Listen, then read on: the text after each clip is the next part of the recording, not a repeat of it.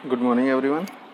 Today we are going to study equipotential surface and the relation between electric field intensity and electric potential. So first start with equipotential surface.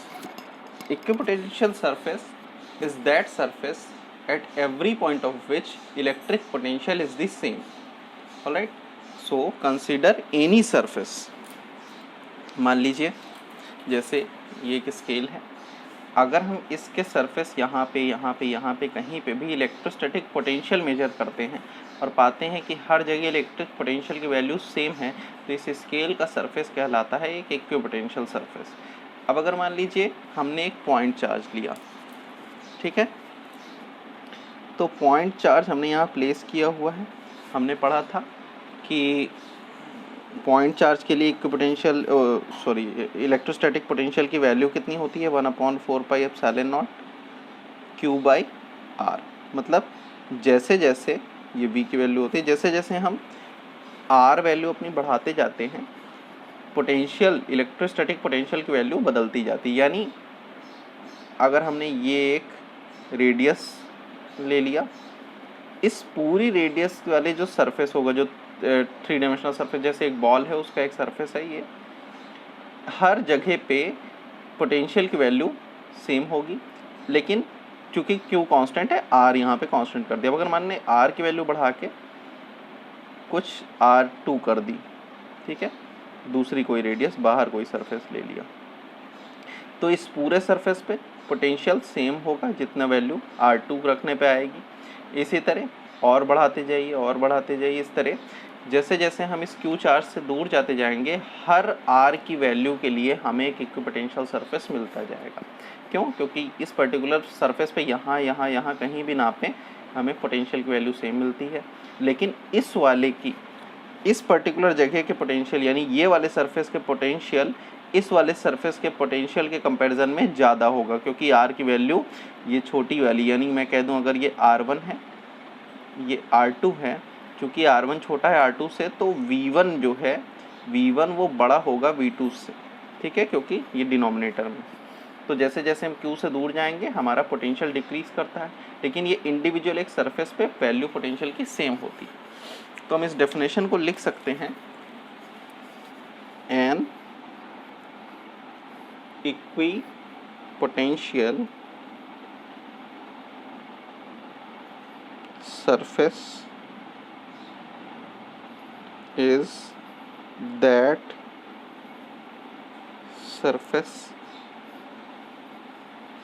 at every point of which electric potential is same, potential is the same।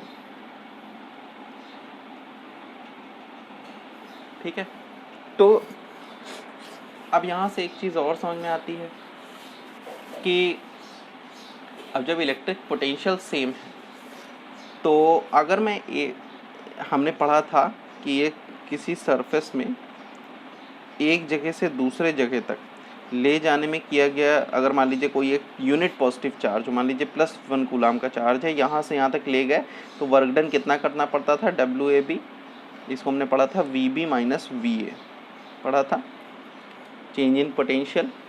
लेकिन अगर ये if it is equipotential, तो VB और VA बराबर होगा।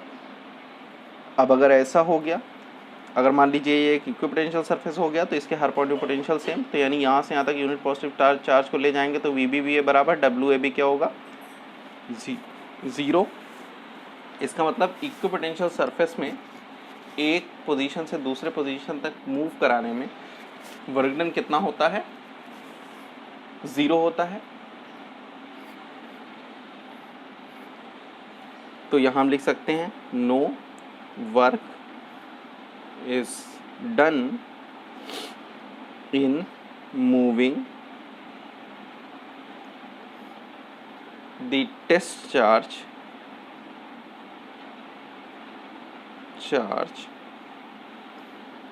from one point one point of equipotential surface to the other point, to the other।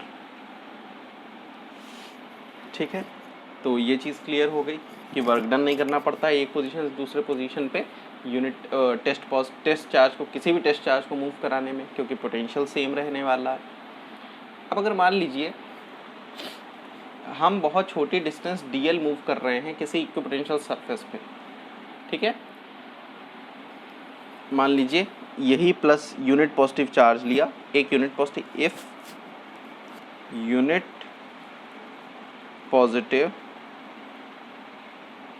Charge is carried through distance, very small distance dl, all right, over any equipotential surface, over the equipotential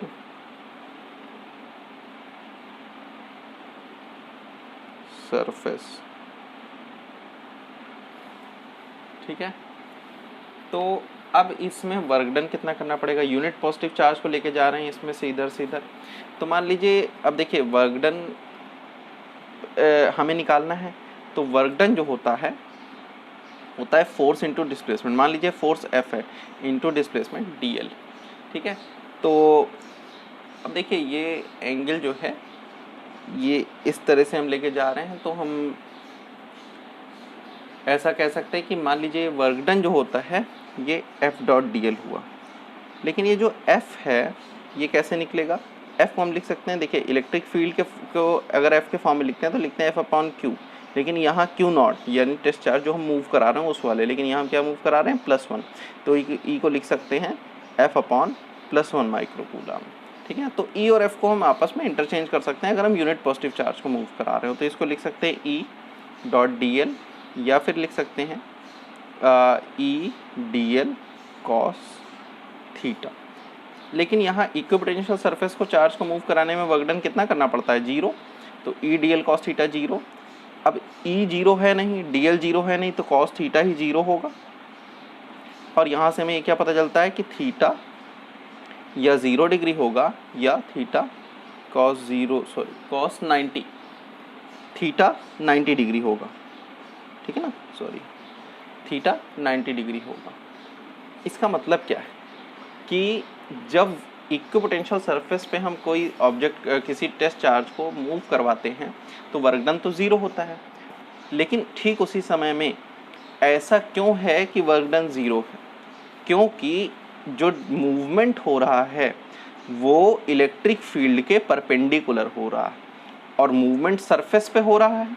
मान लीजिए इस surface पे charge को यहाँ से यहाँ ले गए, लेकिन ये जो मूवमेंट है ये किसी भी समय इलेक्ट्रिक फील्ड के परपेंडिकुलर है, यानी इलेक्ट्रिक फील्ड हमेशा कैसा रहने वाला है, ऐसे 90 डिग्री पे रहने वाला है। यानी अगर हम टेस्ट चार्ज को यहाँ से उठा के ऐसे लेके जा रहे हैं, लेकिन अगर हम ऐसे मुड़ भी गए, मान लीजिए ये सरफेस हमारा कर्व्ड है, तो किसी भी पॉइंट पे इलेक्ट्रिक फील्ड हमेशा 90 डिग्री रहता है, यानी for every point of an equipotential surface electric field is always 90 degree to the surface, ठीक है।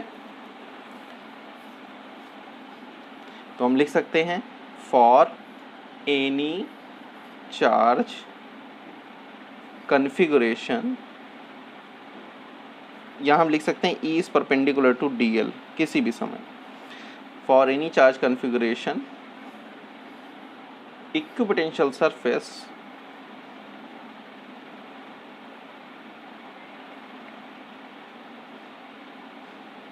through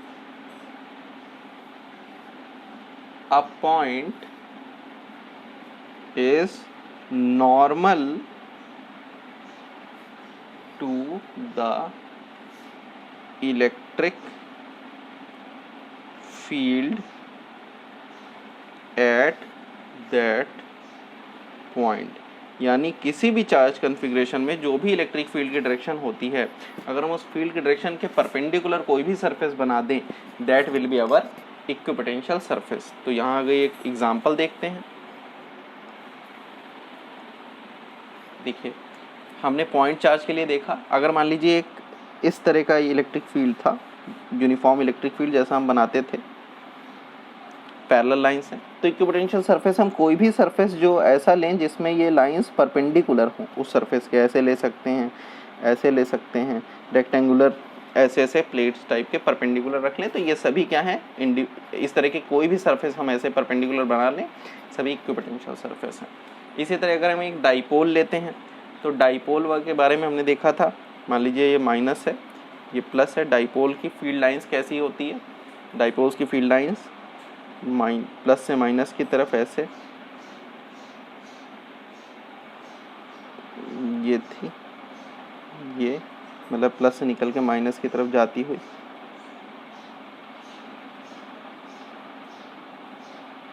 आपको अगर याद हो तो ये हो गई। और इसी तरह कुछ फील्ड लाइंस इस तरह से भी थी,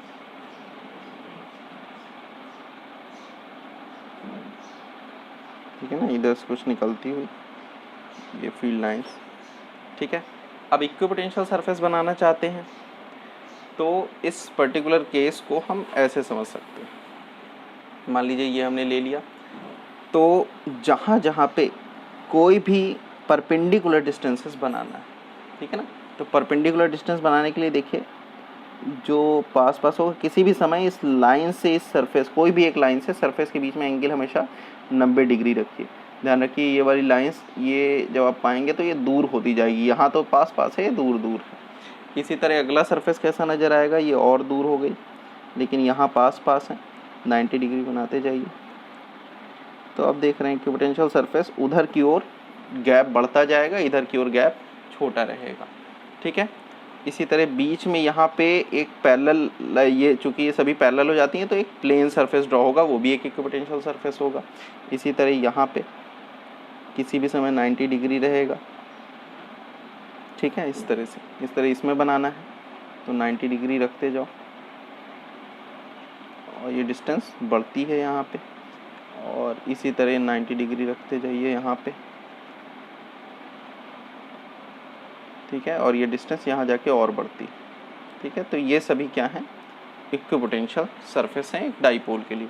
इस तरह किसी भी चार्ज कन्फिग्रेशन के लिए हम अपना इक्विपोटेंशियल सरफेस बना सकते हैं। तो आपके लिए होमवर्क है कि आप इक्वल अपोजिट चार्जेस हैं, मान लीजिए जैसे इक्वल और सेम चार्जेस हैं, मान लीजिए प्लस प्लस 2 चार्ज है या प्लस माइनस 2 चार्ज है, उसके लिए बना के देखिए कैसा होता है, ठीक है।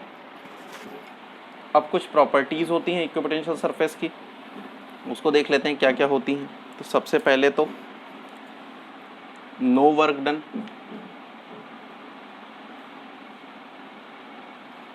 कहाँ पे, in moving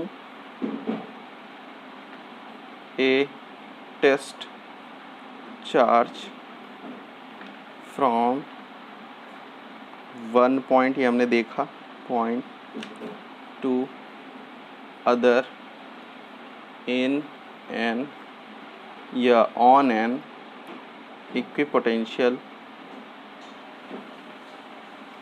surface. Similarly, second is electric field is always perpendicular to the surface. Electric field is always perpendicular to the equipotential surface, ये हमने देखा।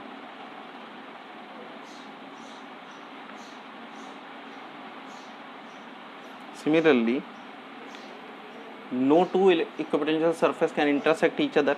नो टू क्यों, क्योंकि फील्ड लाइन से ही इंटरसेक्ट करती हैं।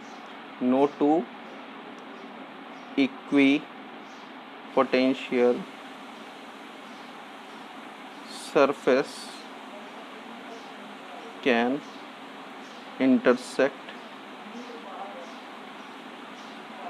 Each other. इसके अलावा एक और चीज़ कह सकते हैं, जहाँ पे इलेक्ट्रिक फील्ड लाइंस कंजस्टेड होती हैं वहाँ वो क्या कहते हैं, वो यहाँ पे ये बहुत क्लोज होते हैं, equipotential surface are closer in regions where strong electric field is there. और जहाँ पे इलेक्ट्रिक फील्ड लाइंस के बीच की दूरी ज़्यादा होगी वहाँ पे वो, जैसे ये यहाँ पे इलेक्ट्रिक फील्ड लाइंस के बीच की दूरी ज़्यादा है तो इक्विपोटेंशियल सरफेस दूर दूर है, यहाँ इक्विपोटेंशियल सरफेस पास पास है क्योंकि फील्ड लाइंस डेंस हैं। ठीक है, तो ये सारी बात थी इक्विपोटेंशियल सरफेस से related. Next topic in next video.